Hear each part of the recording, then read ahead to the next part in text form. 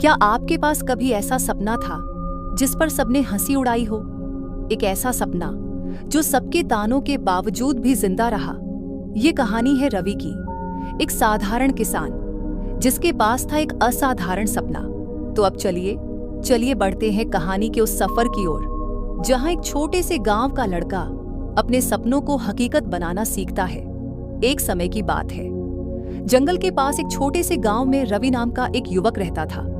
उसकी उम्र थी 22 साल, जवान, आशा से भरा हुआ। रवि अपने पिता के साथ खेतों में काम करता था, लेकिन उसके दिल में एक खास सपना था। वह एक लेखक बनना चाहता था। हर रात खेत का काम खत्म करने के बाद वह लालटेन के नीचे बैठकर अपनी कॉपी में कहानियां लिखा करता था। उसकी कहानियां जादू, प्यार और समझदारी से भरी होती थी।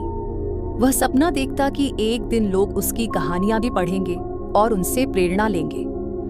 शुरू में वह इतना उत्साहित था कि उसने अपना सपना सबको बताना शुरू कर दिया, दोस्तों को, पड़ोसियों को, यहाँ तक कि बाजार में अजनबियों को भी।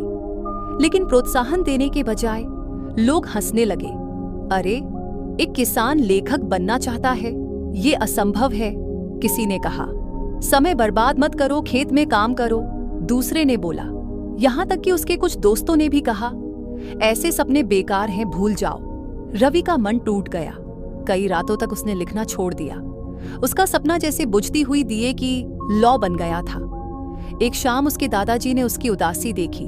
वह पास बैठ गए और बोले, क्या बात है बेटा, इतना चुप क्यों है? रवि ने सब बता दिया, अपना सपना और लोगों की हंसी। दादाजी ने ध्यान से सुना और बोले, रवि, सपने बीजों की तरह होते हैं। अगर तुम उन्हें खुले में बोओगे तो लोग उन पर पैर रख देंगे और वे मर जाएंगे। लेकिन अगर तुम उन्हें गहराई में बो, धीरे धीरे सींचो और चुपचाप उनकी रक्षा करो, तो एक दिन वे इतना बड़ा पेड़ बनेंगे कि कोई उन्हें काट नहीं सकेगा। रवि ने यह बात दिल से लगा ली। उस रात उसने खुद से वादा किया, अब मैं अपने सपने सबको नहीं बताऊंगा, मैं बस चुपचाप मेहनत करूंगा। उस दिन से रवि ने बोलना छोड़ा और करना शुरू किया। हर दिन खेत के बाद वह लिखता रहा, कहानियां और कहानियां। अपने सारे नोटबुक उसने एक लकड़ी के बक्से में छिपाकर रखे।